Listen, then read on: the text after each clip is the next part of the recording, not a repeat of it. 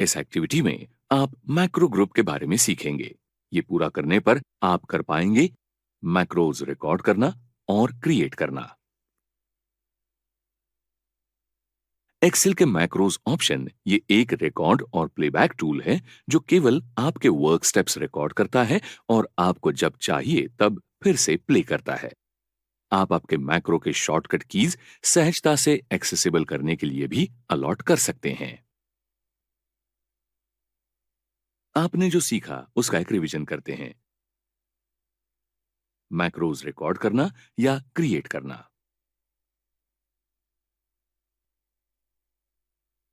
चलिए कुछ नया सीखते हैं।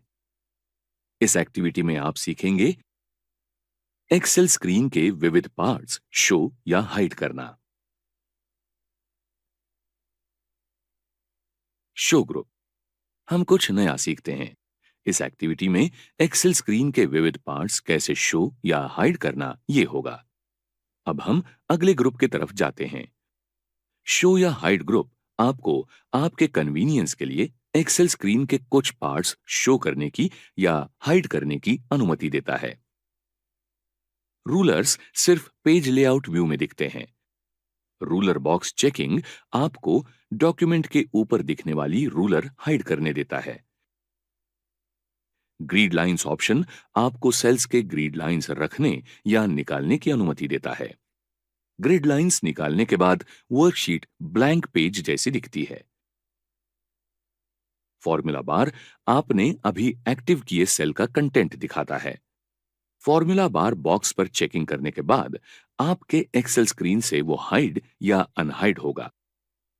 व्यू टैब के हेडिंग बॉक्स चेकिंग करने के बाद रोज और कॉलम्स के हेडिंग्स हाइड या अनहाइड होते हैं। एक्सेल 2019 ये आपके कन्वीनियंस के बारे में है ना? आपने जो सीखा उसका रिवीजन करते हैं। एक्सेल स्क्रीन के विविध पार्ट्स शो या हाइड करना। चलिए कुछ नया सीखते हैं। इस एक्टिविटी में आप सीखेंगे कन्वीनियंस के लिए एक्सेल विंडो मैनिपुलेट करना। जानते हैं इस ग्रुप में नया क्या है। इस ग्रुप के नए विंडो ऑप्शन आपको अभी की विंडो डुप्लीकेट करने देता है। Duplicated Windows go with the title book 1:1, book 1:2 और ऐसे ही। अगर आपकी ओरिजिनल विंडो से डेटा डिलीट किया तो डुप्लीकेट से भी डिलीट होता है। अरेंज ऑल ऑप्शन आपको टाइल्स, हॉरिजॉन्टल, वर्टिकल, कैस्केड आदि अलग-अलग लेआउट में ओपन विंडोज व्यू करने देता है। फ्रीज पेन्स ऑप्शन आपको विशिष्ट सिलेक्शन विजिबल रख के बाकी वर्कशीट स्क्रॉल करने देता है। जब आप ह्यूज साइज के डेटा पर काम करते हैं तब ये ऑप्शन रियल सेवर है। विंडोज ग्रुप के स्प्लिट ऑप्शन आपको विविध कैटेगरीज में वर्कशीट स्प्लिट करने की या ब्रेक करने की अनुमति देता है। ऐसा करने के बाद आप इस कैटेगरीज में डिजायर्ड डेटा देखने के लिए इंडिविजुअली स्क्रॉल कर सकते हैं तो बाकी वर्कशीट स्टैटिक रहती है। हाइड एंड अनहाइड ऑप्शंस आपको काम करते वक्त न लगने वाले विंडोज हाइड करने का स्वातंत्र्य देते हैं। स्क्रीन के ऊपर का क्राउड कम होगा तो अच्छा। View side by side option आपको एक ही वक्त स्क्रीन पर मल्टीपल विंडोज ओपन रखने देता है, लेकिन आपको एक ही वक्त दोनों विंडोज पर स्क्रोलिंग एक्शन की जरूरत या तो पड़ सकती है या नहीं। आपकी जरूरत के अनुसार सिंक्रोनस स्क्रोलिंग ऑप्शन इस्तेमाल कीजिए। आपको चाहिए तो आपके स्क्रीन पर अनेक विंडोज आप अरेंज कर सकते हैं। ओरिजिनल अरेंजमेंट में रिटर्न आने के लिए रिसेट विंडो पोजीशन ऑप्शन पर क्लिक कीजिए। स्विच विंडोज ऑप्शन पर क्लिक किया तो आपको काम करते समय एक विंडो से दूसरे विंडो पर जाना आसान होगा।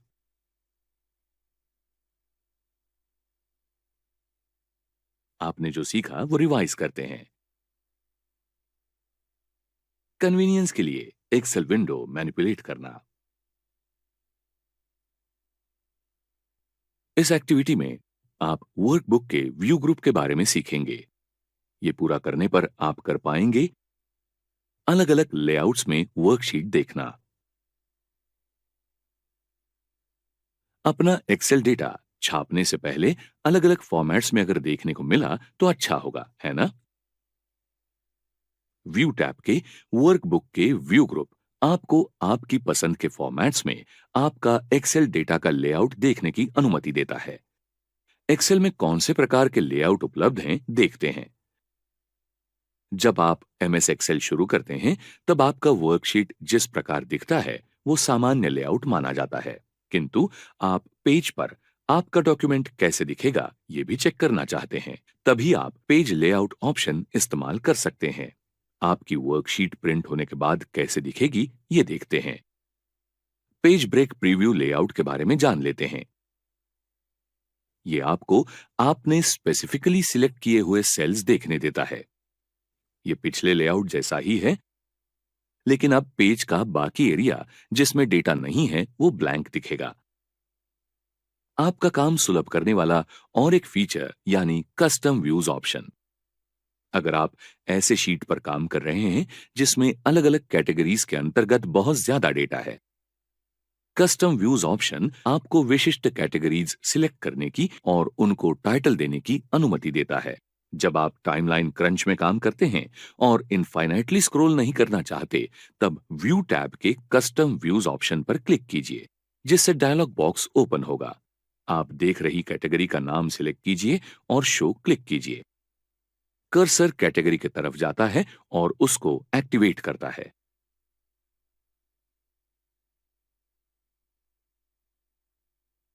आपने जो सीखा उसका एक रिवीजन करते हैं।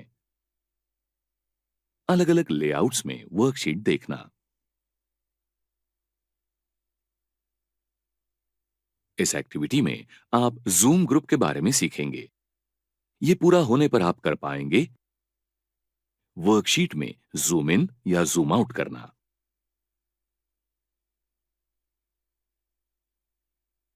आइए देखते हैं ये ग्रुप क्या है। स्क्रीन शेयरिंग प्रोसेस दरमियान आपको दूसरे का डॉक्यूमेंट देखने में कभी दिक्कत आई है? वर्कशीट में जूम इन या जूम आउट करने के लिए प्रेजेंटर के आभार मानना ना भूलिए।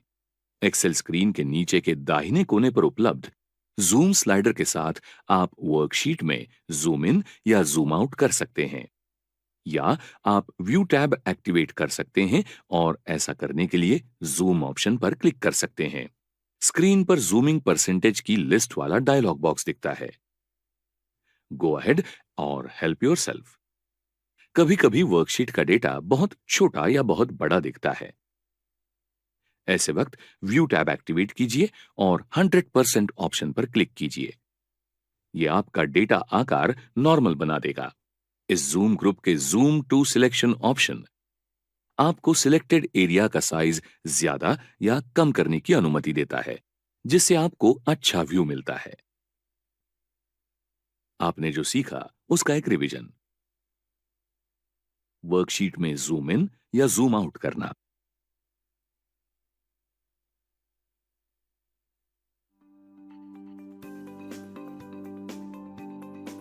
किरण एक छोटे गांव में रहती है। इन शहरों में फिलहाल स्थानिक व्यवसाय के बारे में बरकत दिख रही है। सरकार ने भारत के प्रादेशिक स्तर पर नए व्यवसाय को निधि देने की योजना शुरू करने के बाद ये दिख रहा है। किरण को मालूम है कि स्थानिक व्यवसाय को उनके उत्पादन के या सेवा के विज्ञापन और ब्रांडिंग के लिए संघर्ष करना पड़ता है। व्यवसाय की जरूरत ध्यान में लेकर किरण ने एड सीन नामक एक स्टार्टअप एड फर्म शुरू की है। उसको इससे अनेक स्थानीय व्यवसाय मालिकों से प्रोजेक्ट मिलना शुरू हो गया है। इन व्यावसायिकों को उनका ग्राहक बेस बढ़ाना है। ये सभी प्रोजेक्ट्स एक के बाद एक होते हुए किरण को उन हर एक की प्रगति का ट्रैक रखना जरूरी है। इसके लिए उसे प्रोजेक्ट स्टेटस शीट मेंटेन करना जरूरी है। इस शीट से उसको और उसके कर्मचारियों को काम कर रहे हर प्रोजेक्ट के अभी के स्टेटस के बारे में अपडेट रहने में मदद होगी। प्रोजेक्ट स्टेटस शीट यानी क्या है और किरण को उसका व्यवसाय और अच्छे तरीके से मैनेज करने में वो कैसे मदद कर सकती है, आइए देखते हैं। इस एक्टिविटी में आप सीखेंगे प्रोजेक्ट स्टेटस शीट क्या है? किसी को प्रोजेक्ट स्टेटस शीट की जरूरत क्यों है, ये समझना। प्रोजेक्ट स्टेटस शीट के घटकों की लिस्ट तैयार करना। विविध प्रकार के प्रोजेक्ट डेटा शीट्स पहचानना। प्रोजेक्ट स्टेटस शीट बनाने के लिए ऑनलाइन टूल्स खोजना। माइक्रोसॉफ्ट एक्सेल का इस्तेमाल करके प्रोजेक्ट स्टेटस शीट तैयार करना। प्रोजेक्ट स्टेटस शीट क्या है? प्रोजेक्ट स्टेटस शीट ये एक डॉक्यूमेंट है जो विशिष्ट समय में प्रोजेक्ट की कुल प्रगति की समरी देता है। प्रोजेक्ट स्टेटस शीट के प्रमुख 3 गोल्स होते हैं। हर किसी को प्रगति की जानकारी देना, अभी चल रहे प्रोजेक्ट में आने वाली किसी भी समस्या की जानकारी टीम के सभी सदस्यों को देना, और दिए हुए समय में प्रोजेक्ट पूरा होगा ये निश्चित करना। प्रोजेक्ट के अमल के लिए हर स्टेप पर स्टेटस रिपोर्ट बार बार लिए जाते हैं। काम का शेड्यूल ठीक रखने के लिए और सभी को सेम पेज पर रखने के लिए ये एक अच्छा साधन है। प्रोजेक्ट के सभी गोल्स और ऑब्जेक्टिव्स पूरे किए जाते हैं, ये इससे निश्चित होता है। ये प्रोजेक्ट की डॉक्यूमेंटेड हिस्ट्री भी देता है। प्रोजेक्ट स्टेटस शीट का उद्देश्य क्या है? सभी team members deliverables, work progress और प्रोजेक्ट से संबंधित इश्यूज के बारे में सेम पेज पर है, ये प्रोजेक्ट स्टेटस शीट निश्चित करता है। वो रोड ब्लॉक्स और रिस्क पहचानने में मदद करता है, जिससे कोर्स करेक्शन जल्दी हो सकेगा। यह व्यक्ति और टीम्स ने किए हुए काम की प्रगति पर ध्यान केंद्रित करता है और अनप्लेजेंट सरप्राइजेस रोकता है। सबसे जरूरी, ये टारगेट ऑडियंस को सही जानकारी देता है। अगर ये प्रोजेक्ट ट्रैक पर नहीं होगा तो देर क्यों हुई और कितना समय हुआ, ये स्टेटस शीट बताएगी। इशू सॉल्व करने के लिए क्या किया जा सकता है, ये खोजने के लिए टीम्स द्वारा इस जानकारी का इस्तेमाल किया जा सकता है। प्रोजेक्ट स्टेटस शीट टीम में विश्वास और पारदर्शिता निर्माण करती है। ये व्यवसाय में जरूरी है क्योंकि ये प्रोजेक्ट्स के कार्यक्षम मैनेजमेंट में योगदान देती है।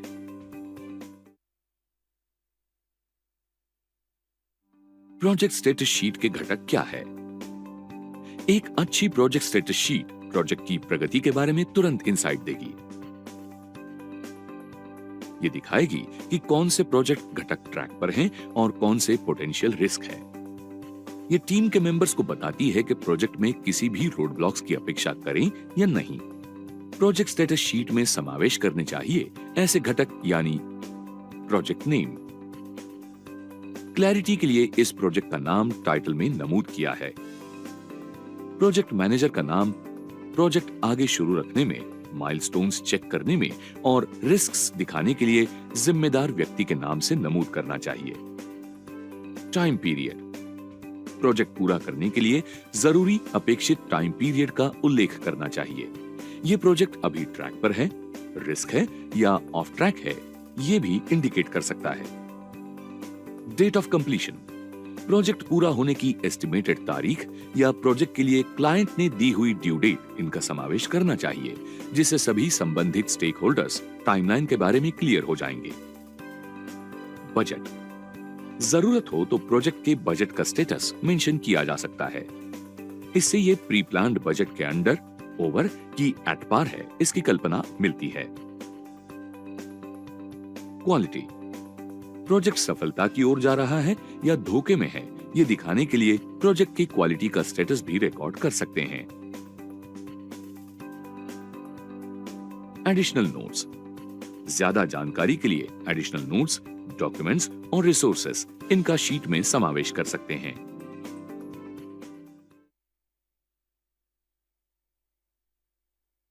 प्रोजेक्ट स्टेटस शीट्स के विविध प्रकार कौन से हैं? Project status sheet target audience कितनी बार क्रिएट और अपडेट करनी पड़ती है, इस पर निर्भर अलग अलग प्रकार की हो सकती हैं। वो वीकली, मंथली या ईयरली या क्वार्टरली बेसिस पर तैयार की जा सकती है। Weekly project status sheet, weekly status sheet budget track करती है, माइलस्टोन्स इंडिकेट करती है, रिस्क्स आदि दिखाती है। प्रोजेक्ट में सबसे ज्यादा इन्वॉल्व हुई व्यक्ति को प्रोजेक्ट के प्रोग्रेस का थरो व्यू देना ये उसका गोल है। इस शीट के लिए हमेशा के ऑडियंस में विशिष्ट प्रोजेक्ट पर काम करने वाले टीम मेंबर्स, प्रोजेक्ट मैनेजर का मैनेजर और उस विशिष्ट प्रोजेक्ट के लिए रिसोर्स मैनेजर, इनका समावेश है। Monthly project status sheet. Monthly project status sheet उच्च स्तरीय मैनेजर्स इस्तेमाल करते हैं जो एक ही समय अनेक प्रोजेक्ट्स नियंत्रित करते हैं। वीकली रिपोर्ट में सेम लेवल डिटेल्स की जरूरत शीट के लिए नहीं है। ये बजट, एक्सपेंडिचर, डिलीवरेबल्स की क्वालिटी और रिस्क्स और रोड ब्लॉक्स, इनके स्वरूप का ट्रैक रखती है। ईयरली या quarterly project status sheet. Yearly project status sheet या क्वार्टरली स्टेटस शीट भी उन प्रोजेक्ट्स के लिए इस्तेमाल की जा सकती है जो अनुक्रम से 1 साल से ज्यादा या 1 या 2 क्वार्टर से ज्यादा समय चल सकते हैं। प्रोजेक्ट मैनेजमेंट सॉफ्टवेयर क्या है? प्रोजेक्ट मैनेजमेंट सॉफ्टवेयर आपको प्रोसेस का बहुत सा हिस्सा ऑटोमेट करने के लिए टेम्पलेट्स और टूल्स देकर आपकी प्रोजेक्ट स्टेटस शीट ऑनलाइन तैयार करने और मेंटेन करने में मदद करता है। इसीलिए ये ज्यादा जरूरी काम के लिए समय देता है। प्रोजेक्ट मैनेजमेंट सॉफ्टवेयर से आप टीम मेंबर्स को सिर्फ जरूरी जानकारी कैप्चर करवाने के लिए रिपोर्ट कस्टमाइज और फिल्टर कर सकते हैं। प्रोजेक्ट स्टेटस शीट बनाने के लिए कौन से टूल्स इस्तेमाल कर सकते हैं? अनेक टूल्स का इस्तेमाल करके प्रोजेक्ट स्टेटस शीट तैयार की जा सकती है। Microsoft Excel, office 365, Google sheets आदि। बहुत सी वेबसाइट्स भी आपकी इसमें मदद कर सकती है। teamgant.com, toggle.com, workup.com, openproject.org आदि। आप माइक्रोसॉफ्ट एक्सेल का इस्तेमाल करके एक प्रोजेक्ट स्टेटस शीट कैसे बना सकते हैं, आइए देखते हैं। आपकी खुद की प्रोजेक्ट स्टेटस शीट तैयार करने के लिए हमने ये टेम्पलेट इंटरनेट से डाउनलोड किया है। माइक्रोसॉफ्ट ऑफिस और इंटरनेट से बाकी अनेक वेबसाइट्स आपकी जरूरत अनुसार ऐसे उपयुक्त टेम्पलेट्स देती है। अब हम आपकी जरूरत अनुसार ये टेम्पलेट एडिट करेंगे। प्रथम template topic monthly project status sheet में बदलेंगे।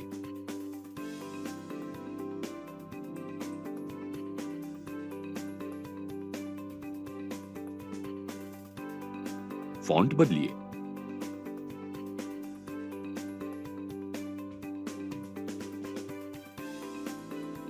टूल बार से फॉन्ट साइज और फॉन्ट कलर बदलिए। उसके बाद हम संबंधित महीने का नाम एंटर करने के लिए यहां का टेक्स्ट एडिट करेंगे।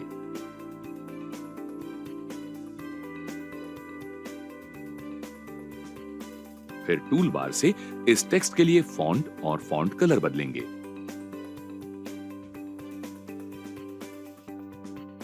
इसके बाद आगे की सब टॉपिक के टेक्स्ट में यही बदलाव करने के लिए हम टूल बार से फॉर्मेट पेंटर ऑप्शन पर क्लिक करेंगे और संबंधित सब टॉपिक के सेल पर क्लिक करेंगे। अब यहां भी वही फॉर्मेटिंग बदलाव किए गए हैं। आपकी इच्छा अनुसार पहले टेबल के लिए जानकारी भरेंगे।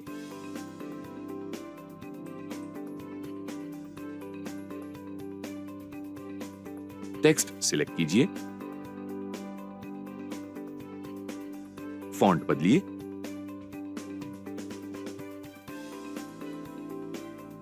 और टेक्स्ट सही प्रकार से अलाइन करने के लिए टूल बार से मिडल लाइन और सेंटर ऑप्शन पर क्लिक कीजिए।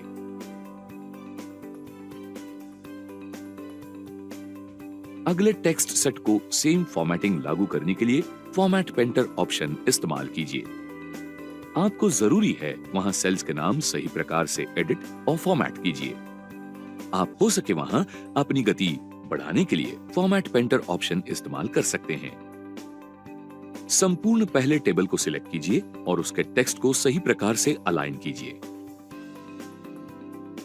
अगले सेल्स पर टेक्स्ट डिटेल्स ओवरफ्लो ना हो, यह निश्चित करने के लिए रैप टेक्स्ट ऑप्शन पर क्लिक कीजिए। अब अच्छे लेआउट और व्यू के लिए कॉलम साइज एडजस्ट कीजिए। चलिए अगले टेबल पर जाते हैं। आपकी जरूरत अनुसार सेल्स में टेक्स्ट डिटेल्स एडिट और फॉर्मेट कीजिए। टेक्स्ट सही प्रकार से अलाइन कीजिए और अगले सेल टॉपिक को सेम फॉर्मेटिंग लागू कीजिए। उसके बाद ये सेल सिलेक्ट कीजिए और cell styles drop down option में जाकर गुड स्टाइल सिलेक्ट कीजिए। टूल बार से फॉन्ट स्टाइल भी बदलिए।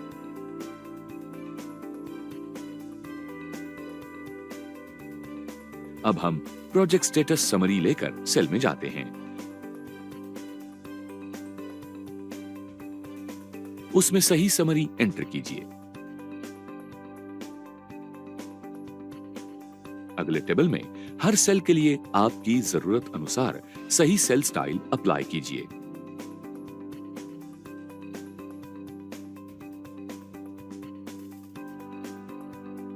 फिर टेम्पलेट टेक्स्ट डिटेल्स बदलिए जो आपकी प्रोजेक्ट स्टेटस शीट के अनुसार होगा। ओनर या टीम सेक्शन के नीचे इंडिविजुअल या टीम्स के नाम भर दीजिए। टेबल हेडिंग्स के नीचे का डेटा सिलेक्ट कीजिए। फॉन्ट बदलिए। फिर वो डीसिलेक्ट करने के लिए बोल्ड ऑप्शन पर क्लिक कीजिए।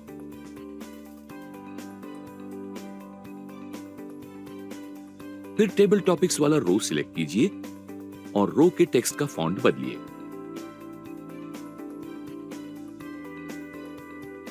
रो बार पर ड्रैग करके रो साइज एडजस्ट कीजिए। C17 सेल सिलेक्ट कीजिए और फिल कलर तथा उसके टेक्स्ट का फॉन्ट कलर बदलिए।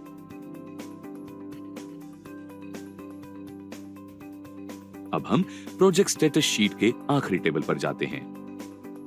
टेबल टॉपिक्स वाला रो सिलेक्ट कीजिए और उसे सही से फॉर्मेट कीजिए। स्टेटस अंतर्गत डिटेल्स फॉर्मेट करने के लिए सेल स्टाइल का सही इस्तेमाल कीजिए। बाकी सभी संबंधित डिटेल्स टेबल में एंटर कीजिए। टेक्स्ट डिटेल्स सिलेक्ट कीजिए और फॉन्ट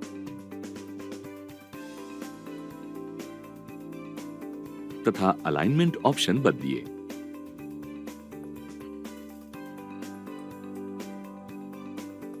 आपने सभी जरूरी डिटेल्स एंटर किए हैं या नहीं, ये चेक करने के लिए डॉक्यूमेंट स्क्रॉल कीजिए। अब सेव करने के लिए फाइल मेन्यू पर जाइए, सेव एज, ब्राउज। डॉक्यूमेंट का नाम सही तरीके से एंटर कीजिए और सेव पर क्लिक कीजिए।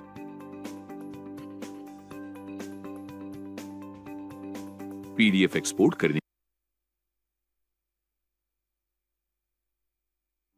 आइए देखते हैं आपने क्या सीखा।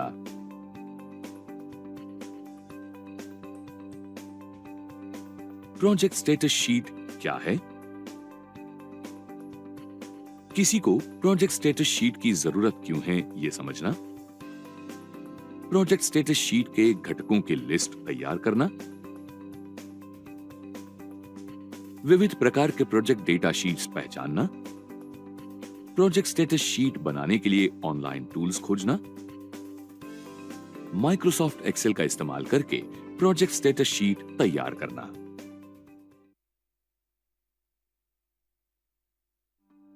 किरण ने एक उपयुक्त मंथली प्रोजेक्ट स्टेटस शीट तैयार कर ली है।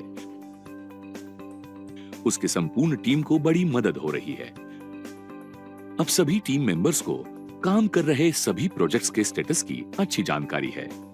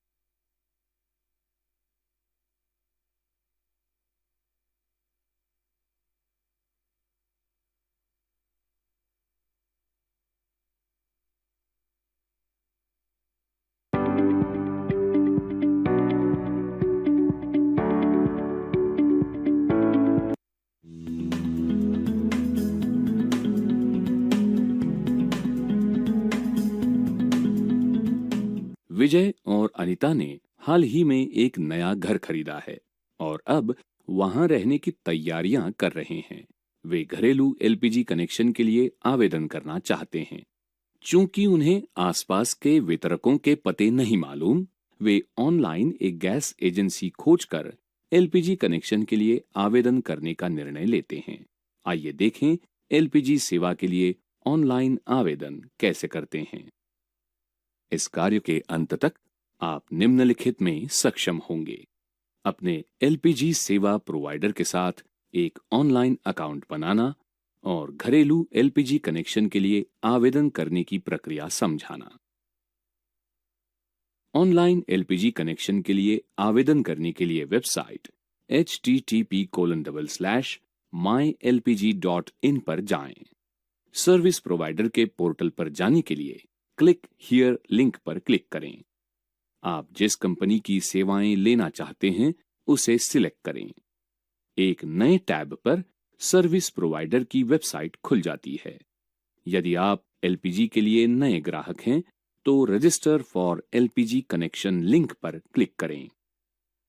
रजिस्ट्रेशन पेज पर निर्देशों को पढ़ें, अपने पहचान पत्र, पते का प्रमाण और एक पासपोर्ट साइज की फोटो की सॉफ्ट प्रति तैयार रखें। यदि आप आसपास की किसी एलपीजी एजेंसी को लोकेशन के आधार पर खोजना चाहते हैं तो लोकेशन वाइज सिलेक्ट करें।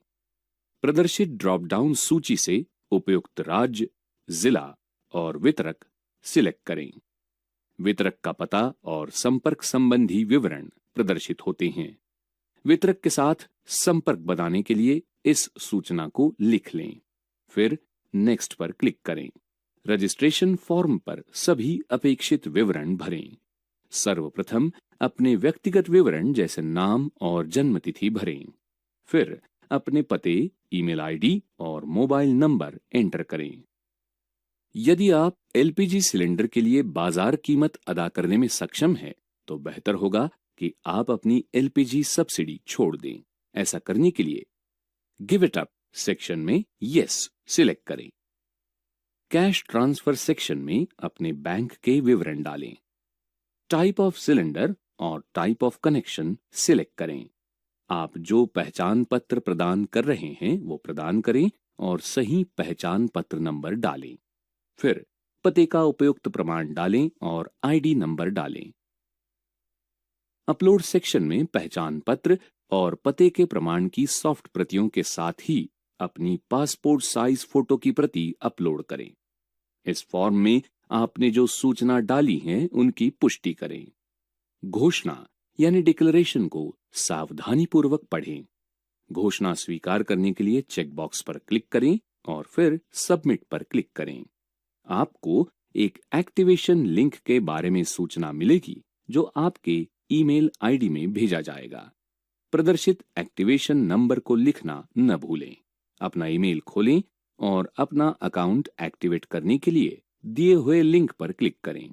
अकाउंट एक्टिवेट करने पर एप्लीकेशन प्रिंट करें और अपने सभी डॉक्यूमेंट की फोटोकॉपी के साथ इसे वितरक के पास जमा करें। नए कनेक्शन के लिए भुगतान कर लेने पर आप ऑनलाइन एलपीजी सेवाओं जैसे नया सिलेंडर बुक करना, सेवा के आवेदनों की स्थिति ज्ञात करना आदि की सुविधा ले सकेंगे। इस प्रकार आप देख सकते हैं कि ऑनलाइन एलपीजी कनेक्शन के लिए आवेदन करना बहुत आसान है। आप ऐसा अपने घर में आराम से बैठकर कर सकते हैं और केवल एक बार अपने डॉक्यूमेंट जमा करने और भुगतान के लिए आपको वितरक के पास जाना होता है। यदि आपके मित्रों या संबंधियों को नए एलपीजी कनेक्शन की आवश्यकता है तो कृपया ये ऑनलाइन प्रक्रिया उन्हें भी समझाएं। इससे उनका काम आसान हो जाएगा और उन्हें भी स्मार्ट डिजिटल नागरिक बनने में सहायता मिलेगी।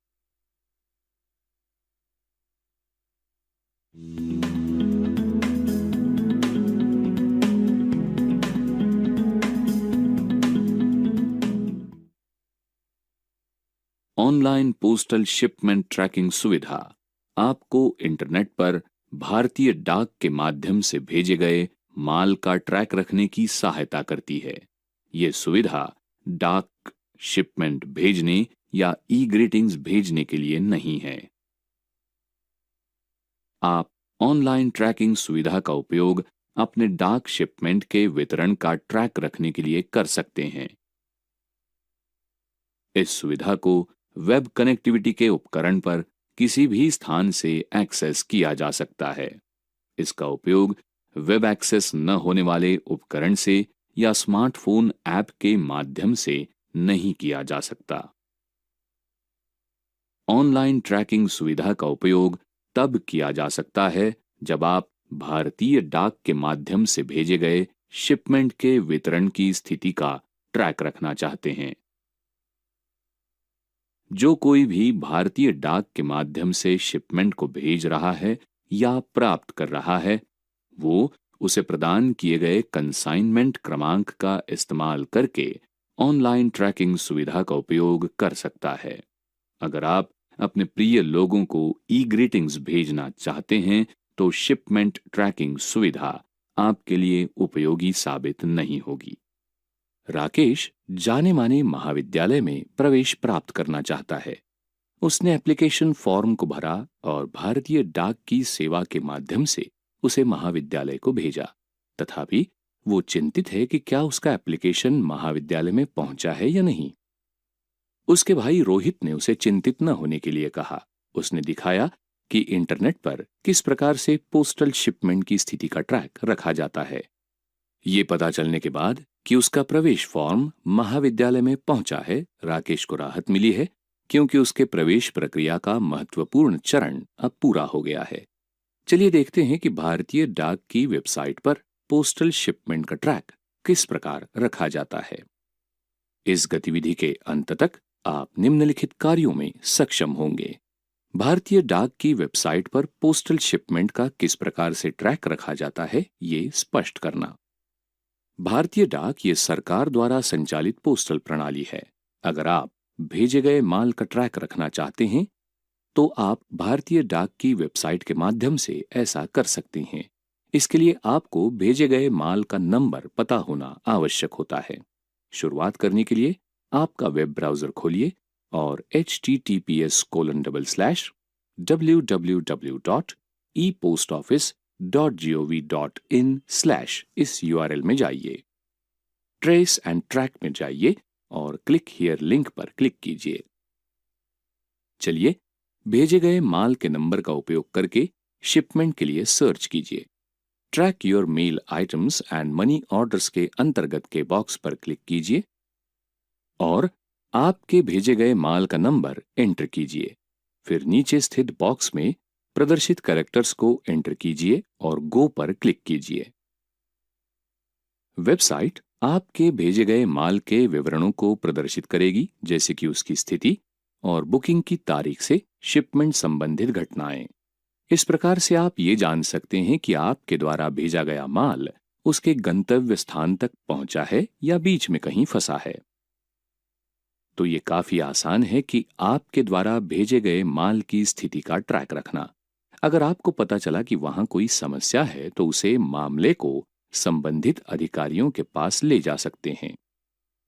आज की दुनिया में हमेशा अच्छी तरह से जानकारी रखना संभव है, इसलिए सुनिश्चित कीजिए कि आप और आपके दोस्त इस तकनीकी युग के सारे लाभों का फायदा उठाएं। आपको ढेर सारी शुभकामनाएं।